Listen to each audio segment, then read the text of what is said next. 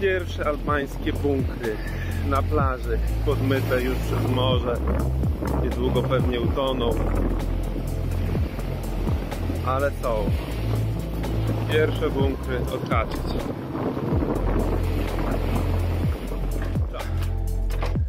Ale tutaj to jest mega. Wojskowe ubrania. Wojskowe ubrania. O, czad. A taki widok miał ten żołnierz. Całkiem przyjemny. Choć pewnie dla niego to był chleb powszedni i wcale go tak nie kręciło.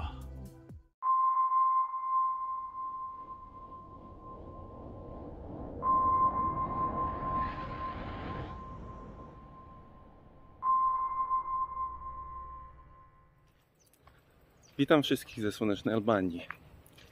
Dzisiaj wyruszamy na poszukiwanie jednych z 750 000 albańskich bunkrów wybudowanych podczas reżimu Envera Hodży. Kim był Enver Hodża? Był on dyktatorem, albańskim dyktatorem, paranoicznym, bojącym się ataku z każdej strony. W Albanii przejął władzę zaraz od razu po II wojnie światowej i zbratał się ze Związkiem Radzieckim. Podobno był on bardziej stalinistyczny niż sam Stalin. Był w komitywie ze Związkiem Radzieckim aż do śmierci Stalina, bodajże w 1953 roku. Później, po przyjęciu władzy przez Chruszczowa, dotacje ze Związku Radzieckiego na Albanię się zmniejszyły, a dla Hodży nie podobało się to, że Chruszczow już nie był tak stalinistyczny. Więc zerwał on stosunki ze Związkiem Radzieckim i zbratał się z Chinami. Widać to było nawet w uzbrojeniu Albanii, która zamiast korzystać z migów myśliwców radzieckich, korzystała z chińskiej kopii pod numerami F7, F6 bodajże. I teraz po upadku reżimu nadal w Albanii na każdym kroku, nawet na plaży widać bunkry. Dzisiaj wyruszę na poszukiwanie jednych z nich. Może to być trochę trudne, ponieważ znam tylko nazwy miejscowości, w których są fajne fortyfikacje, ale dokładnych pinezek nie mam. Więc mam nadzieję, że uda mi się coś zlokalizować. I już widzę pierwsze fortyfikacje. Jak się szuka w Albanii bunkrów? Wchodzisz w teren i rozglądasz się po górach, wzniesieniach. I przypadkiem zobaczyłem, wy pewnie nie widzicie na tej kamerze, ale tam są już jakieś żelbetowe konstrukcje. Widzę. Raz, dwa, trzy. Dobra, trzeba będzie ustawić ten punkt jako pineskę na mapie i podjechać tam. Już widać bunkry. Zobaczcie, ale muszę chyba podejść pieszo, bo droga jest coraz gorsza i gorsza. Dodatkowo pnie się w górę. Nie wiem, czy mój mały Suzuki Swift sobie z tym poradzi. O, tam już widać, zaczyna się praktycznie offroad. Dlatego nie wiem, czy jakbym wjechał, to bym się zawrócił. Więc krótki spacerek i znów widzimy się pod bunkrem. Dobra, już się wyłania. To jest żelbetowa konstrukcja. Tylko czy będzie wejście niezasypane. Troszeczkę jest zniszczony. O, taki. Nieźle. Mam nadzieję, że nie spotkam skorpionów. Chyba tu są. Ciekawszy zwierzaczków to żółwia widziałem. Mało go nie rozjechałem. Ej, podoba mi się. Trochę zasypane, żeby nikt nie wjeżdżał. Coś z tego. Au, au, au. I cyk. Wow. Pierwszy bunkier. Jest. A, fajnie. Jeszcze napisy jakby z epoki nie do końca wytarte, chociaż nie odczytam. To wygląda jak kalendarz? Numer jakiejś wartości.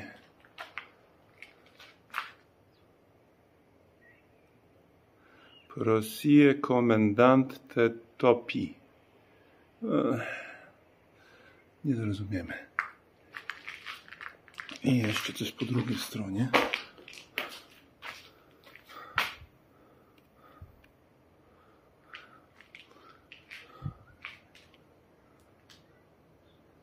Czad.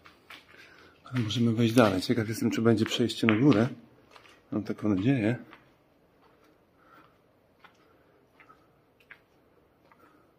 Trochę graffiti jest.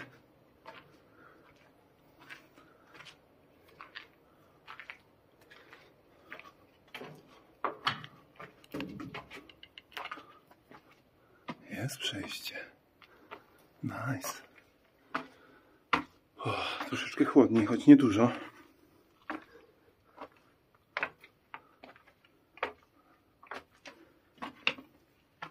Naprawdę mam trochę małego stracha przed skorpionami.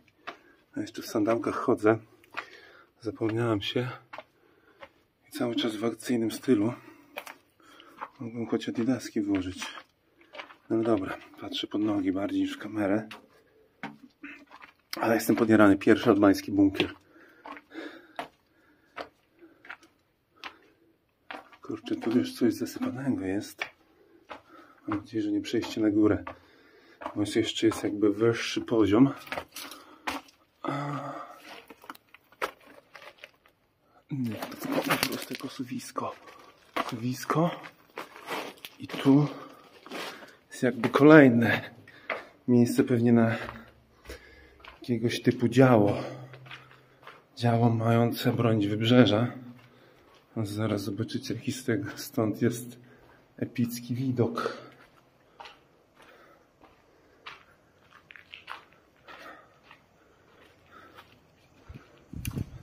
Piękne, lazurowe morze. Trochę zakrzeczone, ale jak wejdziemy wyżej, to będzie to ładnie można zobaczyć.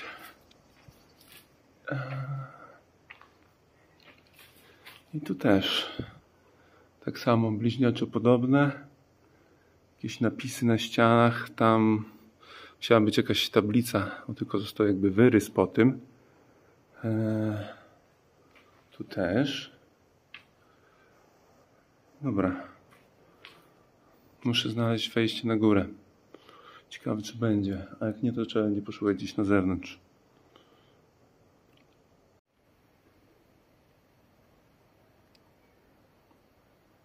Czy to mogło być wejście na górę? Mogło być, bo tu jest jakaś belka żelbetowa. Mogło tu być jakieś przejście nad Porąże. Dobra, idziemy dalej.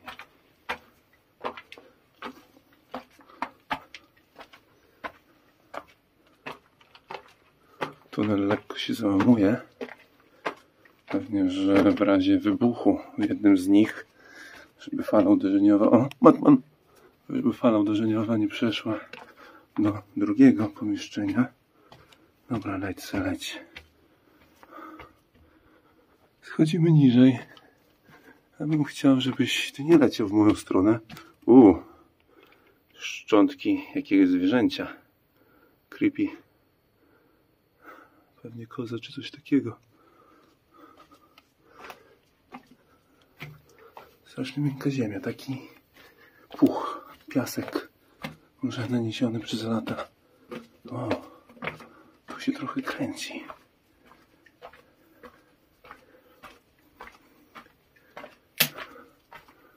I co, mamy trzecią komorę na działo? Tak, mamy trzecią komorę na działo. Zarośnięta.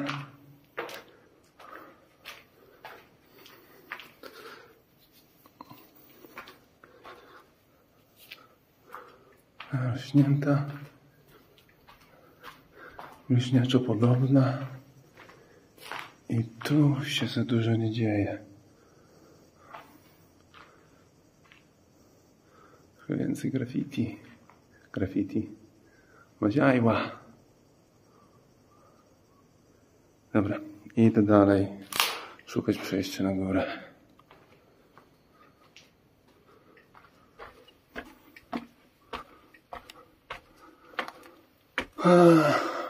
Złe wieści, 4. część niestety zasypana.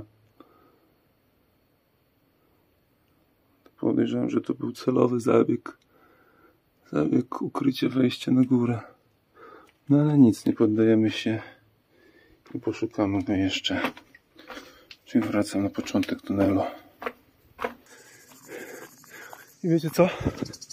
Chyba w tym filmie nie dam muzyki na tło, żebyście mogli sobie posłuchać cykat, czyli typowego dźwięku na Morza Śródziemnego. Jest, tak, jest droga do tej kopuły na górze. Wow, bajecznie to wygląda. A jak spojrzymy trochę w lewo, to jest nawet i lepiej.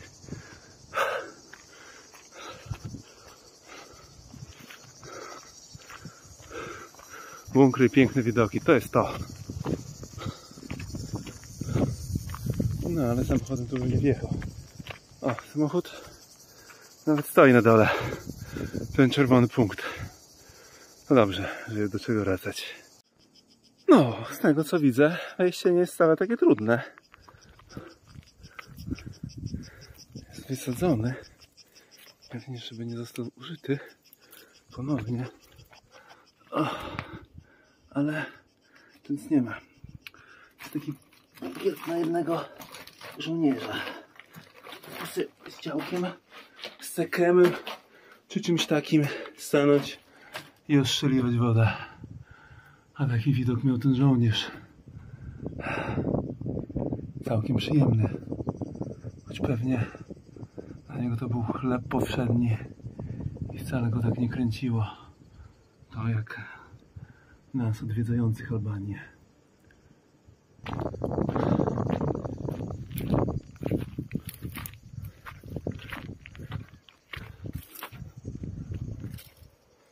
Niestety nie jesteś wysadzony. Ale nie, będzie to możliwe. Dobra. Na razie szczyt bunkru. Nice. Przy okazji można się porozglądać, czy dalej w okolicy są jakieś fortyfikacje. A to się produkuje. Na pewno tak wiatr wieje, że ledwo co słychać.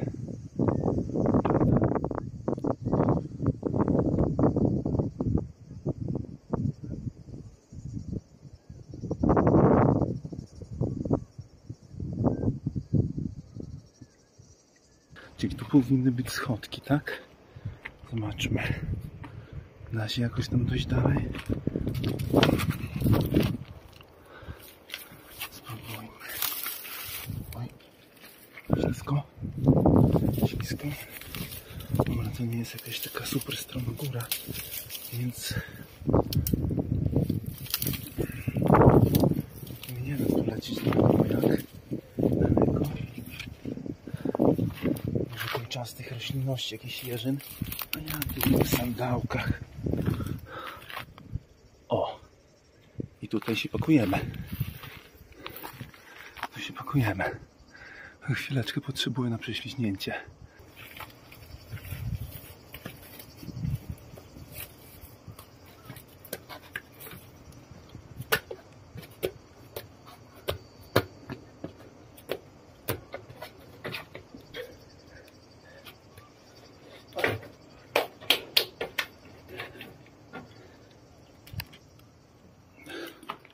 I jesteśmy w środku.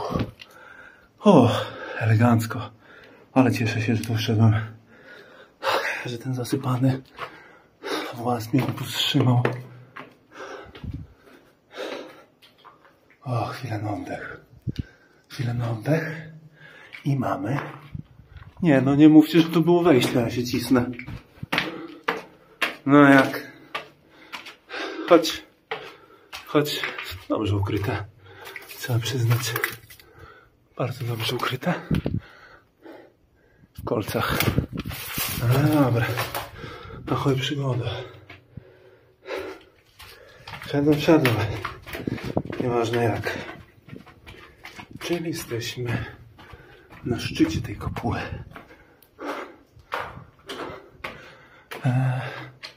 Też mocno gruzem zasypany. Ciekawe dlaczego. Widok już ten znacie. Ale można jeszcze wyjrzeć przez te wąskie okienko. Idziemy dalej.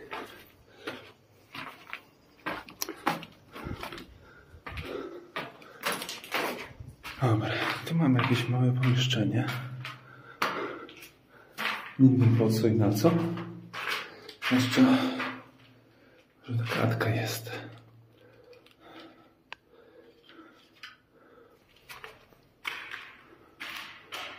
Ej! I to wszystko? Coś mi tu nie gra. Jak się wchodziło do tamtego górnego? Przecież tam był włas. Okej. Jest drabinka.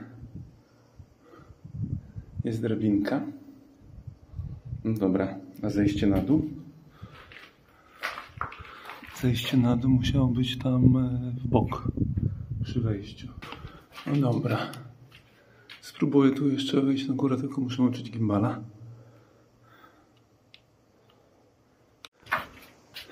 Jesteśmy już na górze. Drabinki całkiem nie ukradli, więc dało się tu wejść.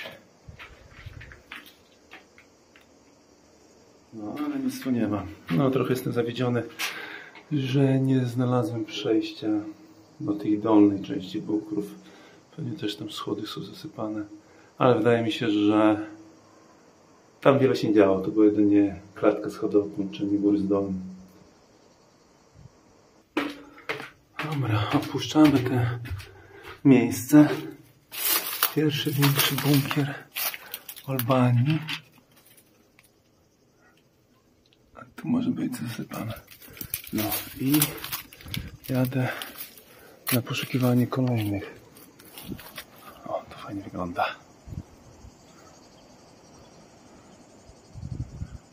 W sumie powiedziałem sporo złego Hodży, no bo to był zły człowiek. Izolował Albanię od świata, mordował swoich, ale zrobił też sporo dobrego dla Albanii, bo dzięki gospodarce centralnie sterowanej rozwinął przemysł, rozwinął rolnictwo.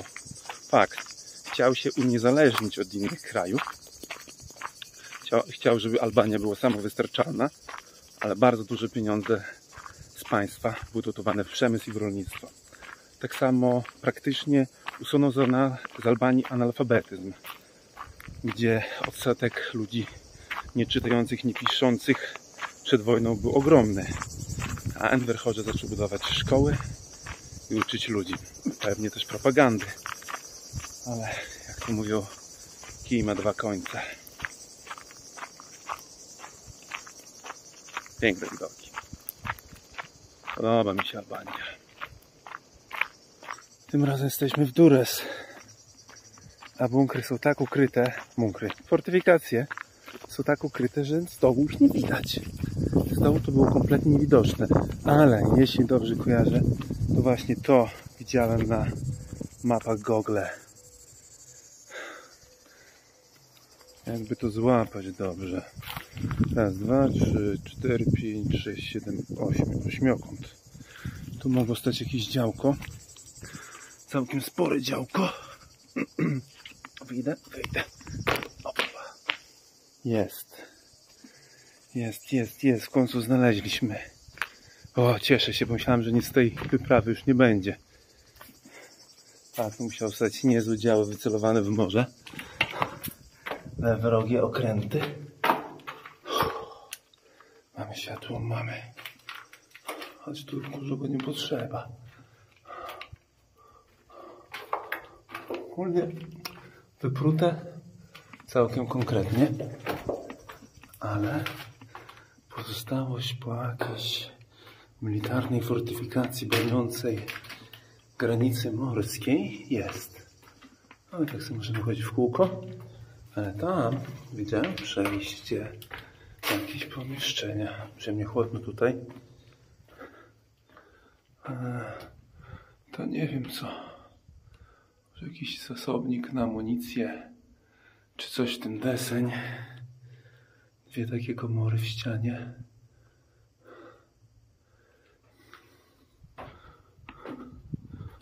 Czuję przeciąg, więc już tu pewnie wyjście. O, jest wyjście. A, czat. I jest dalsze przejście. No, fajne. Jest taka prosta fortyfikacja. Trochę się... Tunel jest, trochę tu można polabiryntować. Szkoda, że nie ma żadnych napisów na ścianach. Chociaż może jeszcze się znajdą. Tutaj to schodzi w dół. Ale pełno śmieci. Pełno śmieci. Korytarz coraz niższy. Więc to był pewnie jakiś kanał kablowy, bo widać resztki jakby wieszaków po kablach po lewej stronie. Ewentualnie wyjście ewakuacyjne. O ja, może przejdziemy do kolejnego. O, znowu utopesz, się wystraszyłem.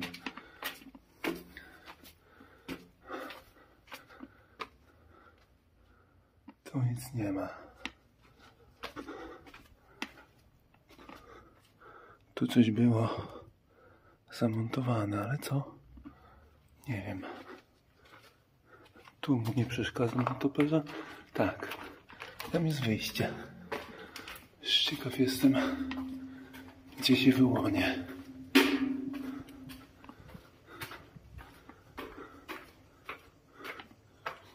Pewnie w innej tego typu fortyfikacji. I są napisy.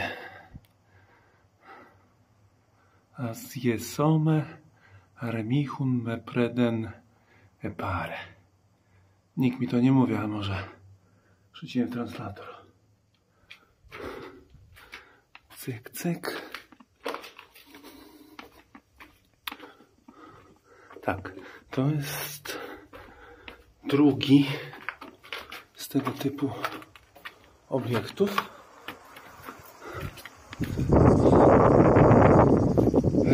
Nie chroniąc z góry.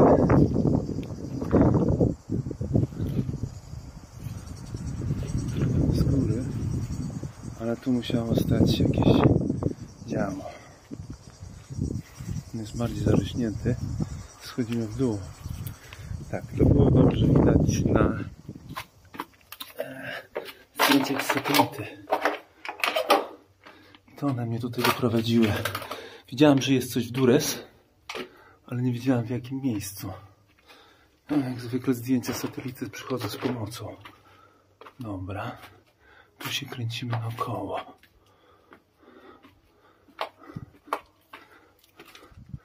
I cyk. Długi tunel. To nie jest tylko tunel kablowy, to było po prostu tunel komunikacyjny pomiędzy poszczególnymi stanowiskami ogniowymi. Mieliśmy już dwa. Mega wypchute. Tu coś mogło stać. Co tu mogło stać? Jakieś stopy fundamentowe były wylane. Jakieś elementy montażowe zbrojenia. Nie wiem. Jakieś pozostałości jeszcze rur? Może wentylacja? Ciężko stwierdzić. Duży stan rozkładu tego.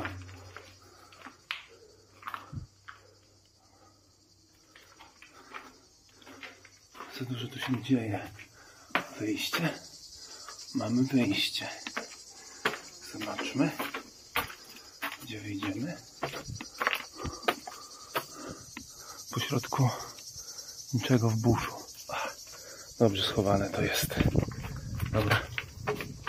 Wracam do punktu wejścia i odbijemy w drugą stronę.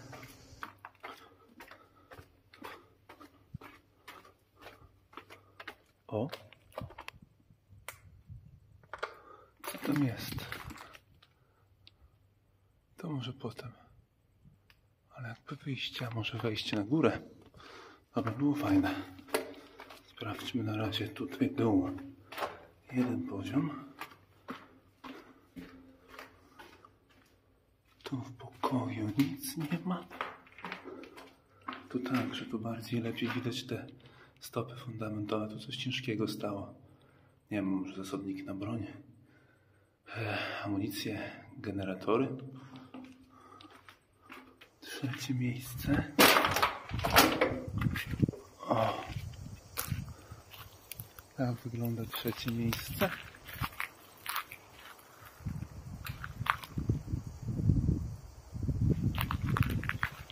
Nie wiem, czy to hałasuje. Ja czy ktoś inny. O, to jest ładnym widoczkiem na morze. Dokładnie jak tam, bo jesteśmy jesteśmy w kącie. Na środku pozostałość po mocowaniu działa. Okay.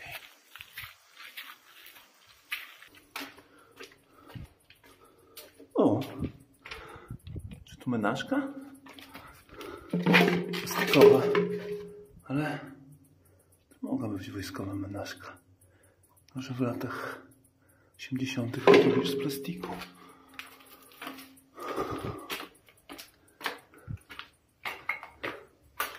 Cyk.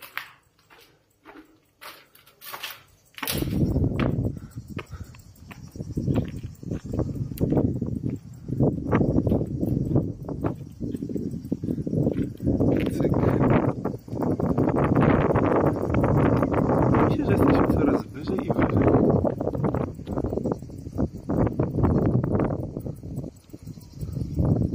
Mamy jakiś radar i ten GSM. Dobra. Idźmy w to.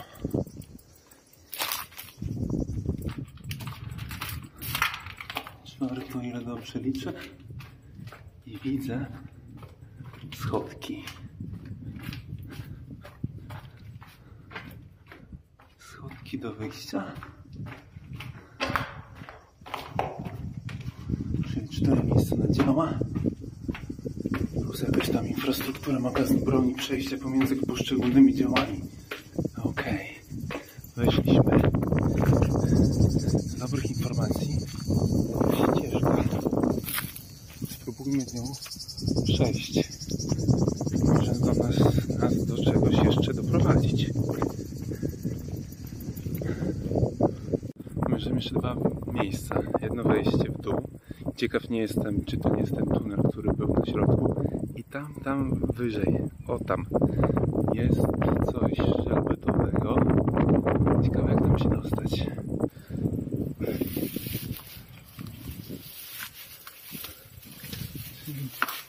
Au, coś kłującego.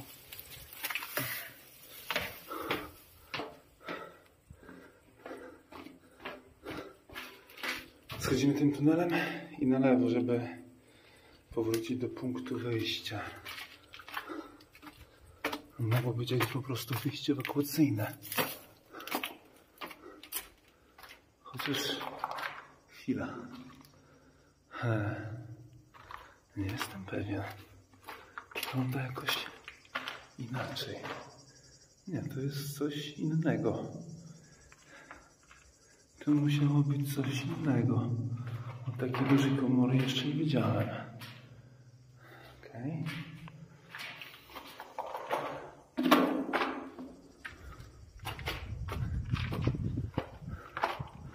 Okej.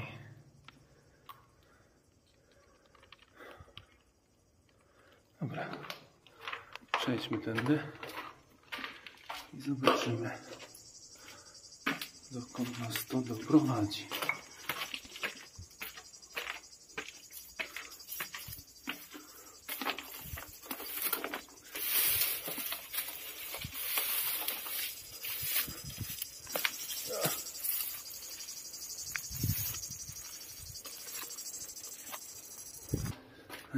Chcę teraz znaleźć przejście, ten tunel na górę. Pewnie wyjście ewakuacyjne. Albo co to mogłoby być? Szkoda, że tutaj nie ma za dużo tych rysunków, opisów z epoki.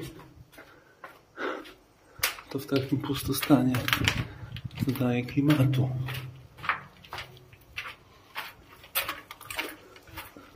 O, to jest to. To jest ten wąski tunel. Ewentualnie, ewidentnie to mógł być tunel kablowy techniczny.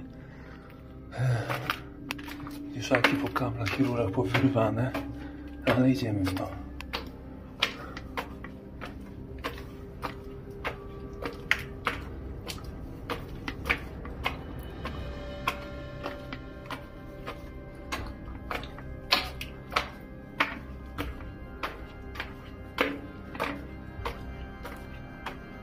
O, trochę zagruzowane. Ej, jest odejście na bok. Czad. I jeszcze jest wejście na górę. Chyba idziemy na górę. Robi się ciekawie.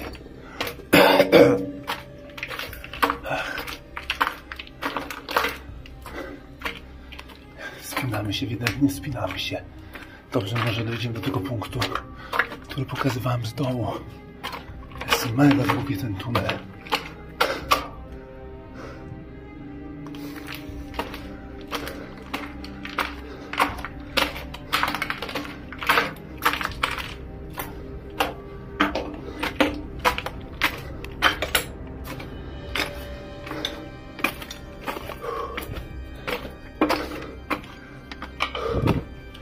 Zmalałem się.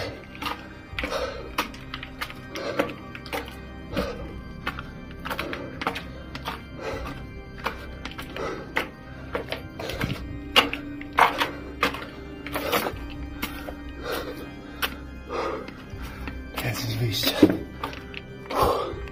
Szczerze mówiąc, trochę się schizuję w tym miejscu. O wow! Żołnierskie ubrania. Aż mi się łapy trzęsą.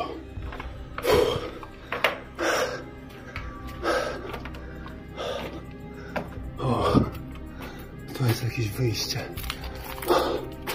Nikt tędy nie wychodził. Muszę się chwilę uspokoić, bo adrenalinka podskoczyła. Jakby piec jakiś stał. Taka cegiełka. Jaszczurka. A tam nie wiem co. Ale to już tam się nie będę pakować. To wygląda jak piec. Ale tutaj to jest mega. Wojskowe ubrania.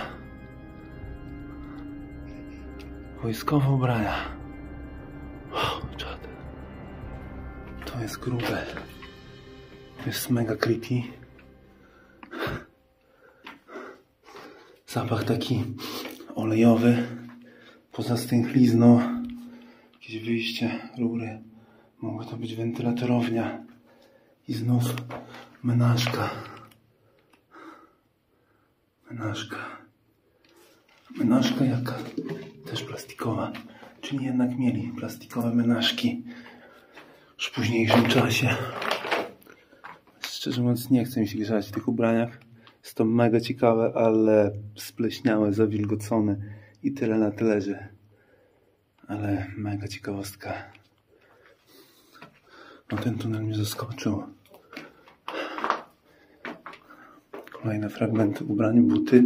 Nawet jest kolor na ścianach. Wygląda trochę takie pomieszczenie przejściowe, jak jakaś komora dekontaminacyjna. Tym bardziej, że jest odpływ w podłodze. Mogło tak być.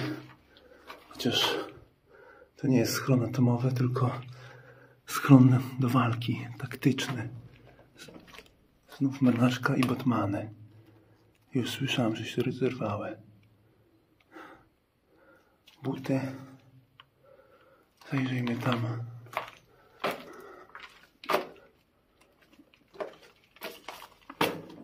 Uj. Stary chłopie, boję się nietoperza. A to co? Kibel? Możliwe. Dużo śmieci, ale i też sporo rzeczy z epoki. Tutaj też mogły być latryny. Mega zdezelowane. Ale to tak wygląda jak kibel od prysznic. Wojskowe buty. Widok na podeszwę z metalowymi elementami. Mi się wydaje, że wojskowe, no bo czyje. I jeszcze więcej ubrań. Wow. Porzucili to po prostu.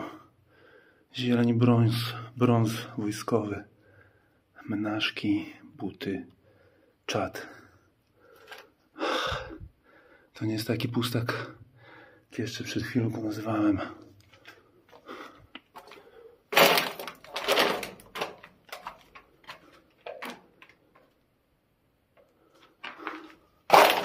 Teraz nietoperz mi przetakuje.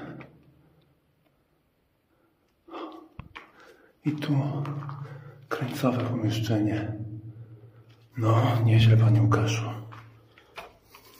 Mega creepy to wygląda. Tędy wchodziłem.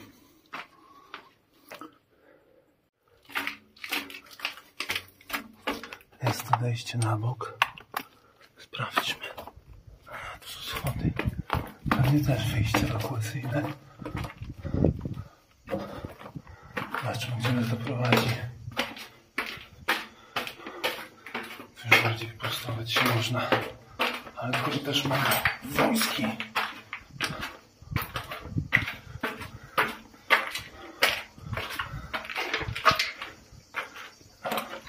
Tak.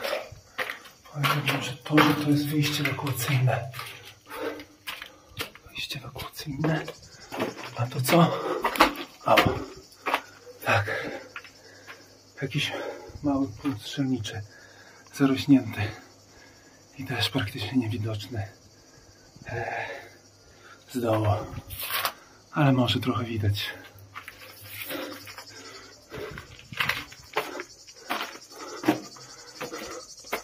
Wejście ewakuacyjne. Dobra. Wejście ewakuacyjne mało nas interesuje. Wracamy na dół i do punktu wyjścia.